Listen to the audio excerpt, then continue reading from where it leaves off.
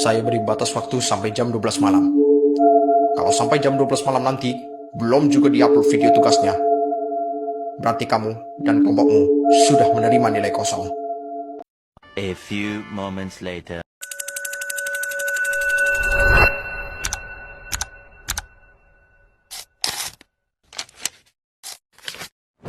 Halo teman-teman, Kami ke kelompok 3 yang beranggotakan saya Bintang, saya Iwan, saya Tasya.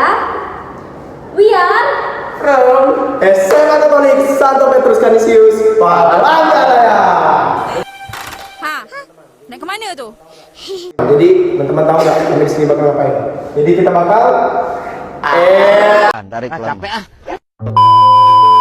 Oke teman-teman, jadi pada kesempatan kali ini kita bakal mulai dengan pertanyaan pemantik. Jadi di sini ada pertanyaan, yakni bagaimana komputer itu bisa saling terhubung tanpa switch. Nah, jadi di sini topologi bus itu hadir untuk memberi solusi. Jadi komputer itu bisa saling terhubung di topologi bus dengan cara mereka itu dihubungkan ke satu jalur yang utama. Jadi mereka ini disambungkan ke satu kabel utama yang namanya itu backbone. Jadi backbone ini dia bertindak sebagai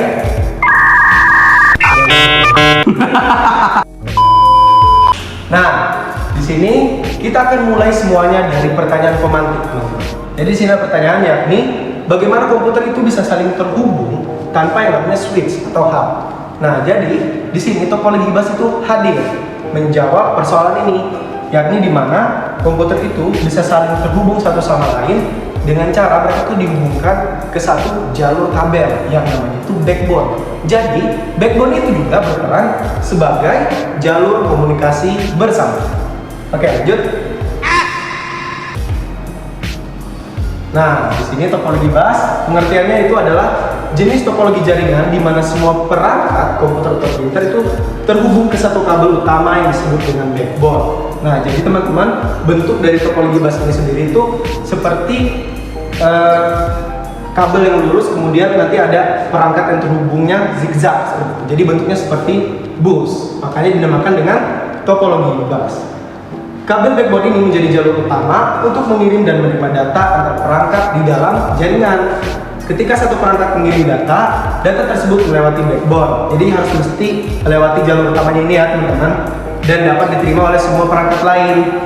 Namun, hanya perangkat tujuan yang akan memproses data yang melewati backbone tadi.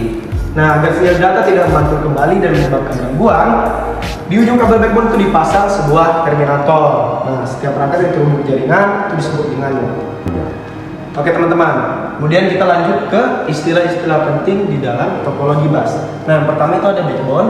Backbone ini seperti yang saya jelaskan tadi merupakan kabel utama yang biasanya tuh kabelnya itu adalah koaksial teman-teman, yang menjadi jalur pusat transmisi data. Jadi semua data itu melewati kabel utama yang namanya itu backbone. Semua perangkat dalam topologi bus itu terhubung ke kabel utama ini yang namanya backbone. Oke, yang kedua itu ada terminator. Terminator ini adalah komponen penutup di kedua ujung backbone yang berfungsi menyerap sinyal agar tidak memantul kembali sehingga mencegah gangguan data. Jadi ini akan ada di setiap ujung dari kabel backbone tadi teman-teman yang namanya terminator, supaya nggak ada gangguan data. Oke, dan yang terakhir itu ada node. Node ini adalah perangkat atau komputer yang terhubung ke backbone seperti yang disebutkan tadi. Berapa perangkat atau berapa komputer yang terhubung di topologi bus itu disebut dengan node. Berfungsi sebagai pengirim maupun penerima data di dalam sebuah jaringan. teman-teman, jadi di sini saya akan menjelaskan cara kerja topologi bus. Jadi cara kerjanya itu data dikirim melalui satu kabel dan semua perangkat menerimanya. Hanya perangkat tujuan yang memproses data tersebut. Apa yang terjadi jika kabel utama terputus? Nah, jika kabel utama itu terputus, maka seluruh jaringan akan lumpuh total karena tidak ada lagi jalur tunggal untuk transmisi data, menyebabkan semua perangkat kehilangan koneksi dan komunikasi gagal. Sama halnya seperti hubungan. Nah, jika salah satu pihak mematikan topik, maka hubungan komunikasi juga akan mati. Kecuali kalau dia kecintaan ya. Tetapi yang namanya sudah mati tidak akan bisa hidup kembali, kecuali hatinya diperbaiki lagi. Sama halnya seperti topologi bus ya teman-teman.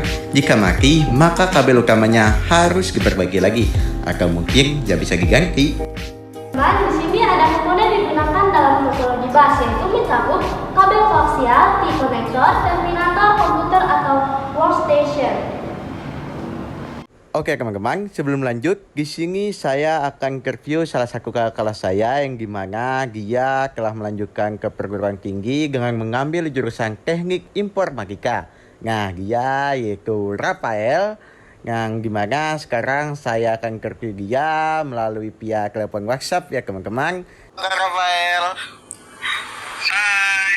Nah, jadi di sini aku mau nanya tentang topologi bus. Jadi menurut kakak, kekurangan sama kelebihan orang menggunakan topologi bus itu apa ya?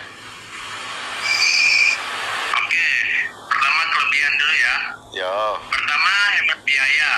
Topologi bus itu hanya membutuhkan satu kabel utama.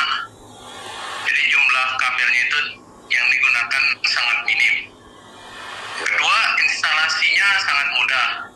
Hanya cukup menyambungkan setiap komputer ke backbone atau kabel utamanya itu. Yang ketiga, tidak memerlukan perangkat tambahan yang mahal seperti hub ya. Keempat, cocok untuk jaringan skala kecil. Oke. Kekurangan. Kalau kekurangannya, pertama, jika kabelnya rusak, seluruh jaringan mati. Jadi karena backbone atau kabel itu sendiri, jalur tunggalnya itu. Habis itu kalau kedua, sulit melakukan troubleshooting atau mengecek masalah. Karena kalau terjadi gangguan, harus ngecek seluruh jalurnya itu. Ketiga, performanya menurun kalau nyambung ke banyak perangkat. Semakin banyak, semakin sering terjadi data collision atau tabrakan data. Keempat, tingkat keamanannya rendah karena data yang berjalan di backbone dapat terlihat di setiap perangkat. Dan yang kelima, jarak dan jumlah perangkat terbatas. Ada batas maksimum panjang kabel dan jumlah komputer yang bisa dipasang dari topologi bus. Mungkin itu aja dari saya. Oke, jadi itu aja ya. Nah, oke. Terima kasih banyak ya, Kak. Oke, Selamat malam. Ya. A few moments later. Oke teman-teman, di sini kita masuk ke bagian kelebihan topologi bus. Nah, di sini kelebihannya yaitu topologi bus memiliki beberapa kelebihan yang membuatnya cukup populer, terutama pada jaringan yang berskala kecil. Nah, yang pertama yaitu hemat kabel. Nah, kenapa dia hemat kabel? Nah, pada topologi bus semua perangkat terhubung pada satu kabel utama. Hal ini membuat penggunaan kabel lebih sedikit dibandingkan topologi yang lain seperti SCART atau juga topologi mesh. Nah, terus yang kedua, biayanya relatif murah. Nah, karena jumlah kabel dan perangkat tambahan yang dibutuhkan tidaklah banyak, biaya instalasi jaringan menjadi lebih rendah. Ini cocok untuk penggunaan dengan anggaran yang terbatas. Yang ketiga yaitu instalasi sederhana. Proses pemasangan topologi ini juga sangatlah mudah karena tidak memerlukan perangkat pusat seperti hub atau switch. Setiap komputer hanya perlu disambungkan ke kabel utama. Terakhir yaitu cocok untuk jaringan kecil.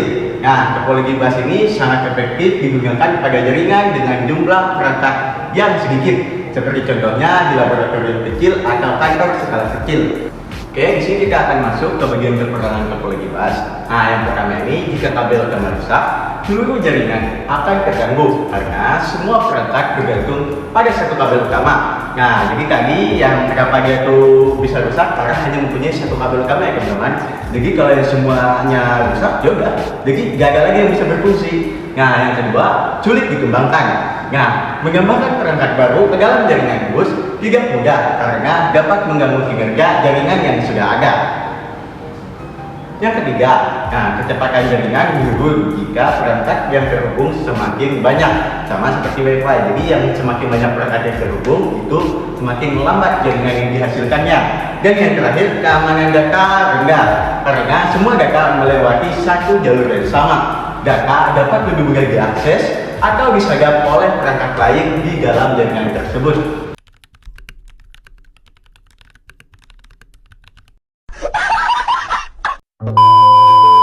Teman-teman, kita udah masuk ke penghujung dari topik ini, yakni kesimpulan. Jadi kesimpulan dari topologi bus itu adalah jaringan yang menggunakan satu kabel utama atau yang sudah seperti kita pelajari itu adalah backbone untuk menghubungkan semua komputer. Kemudian cara kerjanya itu sederhana dan biaya pemasangannya murah karena jaringannya hanya satu kabel utama dan tidak berbelit-belit. Kemudian topologi ini sangat cocok digunakan pada jaringan kecil dengan jumlah perangkat yang sedikit. Karena kalau perangkatnya terlalu banyak, teman-teman, jaringannya itu bakal lambat sehingga bakal nge-lag, teman-teman. Dan penggunaannya itu sederhana. Namun, karena mudah terganggu jika kabel utama rusak, topologi bus ini jarang dipakai sekarang ya, teman-teman. Kemudian perkembangannya teknologi jaringan membuatnya digantikan oleh sistem yang lebih modern, lebih andal dan juga lebih canggih. Sekian dari kelompok kami dan terima kasih. Nah, jadi udah tahu kan apa yang kami bahas tadi. Nah, sekian video dari kelompok kami. Maaf jika ada kekurangan dan semoga kiranya apa yang kami sampaikan bisa jadi pelajaran dan bermanfaat untuk bekal di masa depan. Sekian, terima kasih. Thank you, everyone! Thank you, Elmer! Boom!